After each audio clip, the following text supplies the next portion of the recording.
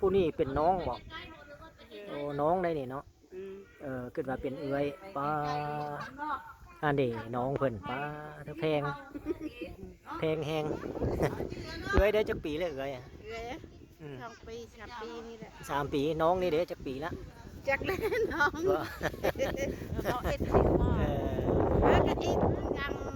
เป็นปัจจัยเลยเฮ็ดได้จังไดเพิ่นเนี่ยแม่มันปลามันตกกกไม้เลยจับเอามันไปใส่แม่มันแม่มันเล่นน่ะมันเห็นคนมันยามนะโอ้ทิ่มมันทิ่มลูกเลยโอ้กินนมเจ้าบ่มันกินนมเจ้าบ่นี่กินข้าวซื่ยามว่ามันกินนมเจ้าลองให้มันกินเบิ่งบ่ได้บ่ยามเอ้ยลิงเขากินนมหมดมันเถื่อมันติดมันก็ใหญ่ไวได้โอ้มันกินข้าวมันก็ใหญ่แพง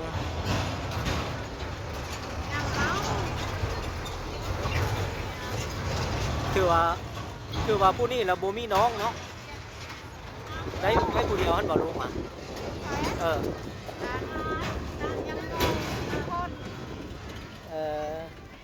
คิดว่ามันได้ผู้เดียวนี่กับผู้นี้เป็นน้องเลยเมื่อน่ะลองเอานมเจ้าให้มันกินเลยทำจานไปดูหมด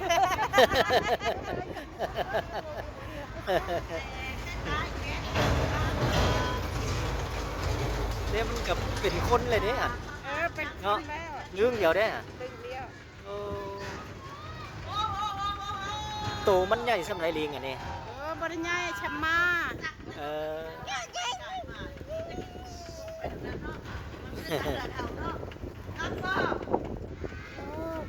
มาอยู่น้ำเจ้าจะเดือนแล้วมา3 เดือน 4 เดือนนี่แหละ4 เดือนลื่นเลยเลยเนาะลื่นเลยลื่นคือมันนอนน้ำที่นี่โอ้จะขายป่ะโอ้พี่เจ้ามันไปเลยเขาให้เลยช่วยเซนนามันจะขายบ่ขายเนาะมื้อหน้าลองเอานมเจ้าให้มันกินลองเบิ่งเด้อโอ้เขายามันจะชื่อน้ำนมเอาเฮมันกินบ่เป็นหยังดอกมันกระดูดคือคนนั่นแหละโอ้ยมันยาแล้วมันเป็นคนนะเขาเองว่าไปถามแล้วว่าระเบิดมีจักชนิดแล้วว่าหลายชนิดถือว่าเอาใครจะยกตัวไปแล้วปลูกเองสูบเองประหยัดเศรษฐกิจเข้าห้องยายังอ่ะนี่ยาเช่นยาเส้นใบตองเนาะใบตองกระแดงเต็มอัดเต็มทุกวันแล้วเปิดอันตรายบอกหรือว่าอันตรายคือว่าฮะไปเลยมาพระคุณจ้าวันที่เราเอาพระคุณจะใส่เอาไว้วันที่11นะที่มาอีกแล้วก็อันนี้พระคุณที่ทดลองเพื่อว่าพระเจ้าชื่อบนเนี่ยพระคุณได้จากไหนเนาะแล้วก็ทำอากาศเขาเอาแก้ถึงนะแล้วก็ทำอากาศจะยกก่อนฮะแล้วก็ทำอากาศเขาเอาแก้ถึงนะเอาเส้นยกก่อนเลยเส้นยกระหว่างเอาตะโพกก็เอาเส้นขาเอาเส้นยกก่อนเลยเส้นยกก็ตัวไหนเด็ดใช่ไหมอย่างนกอย่างที่เป็นแรกเราเปิดได้ใครยกเลยมาหนูเส้นยกแล้วที่จะถูกตีตกลงแล้วเอาด้วยมาเกี่ยงและสีส้มน้ำตาลลายที่สันนั้นเล่นระเบิด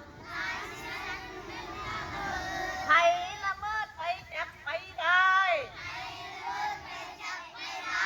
แต่เส้นได้แขนพุทธขาขาด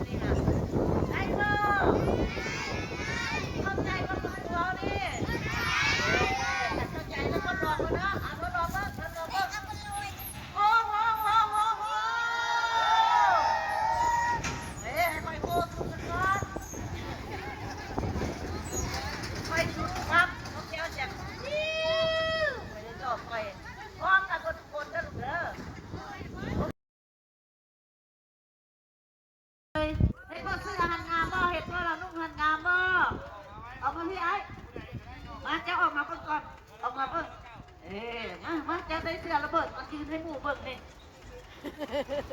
งามบ่เบิ่งทั้งหลังเลยทั้งหลังเห็นบ่ไอ้อยากได้ออกก่อนเลย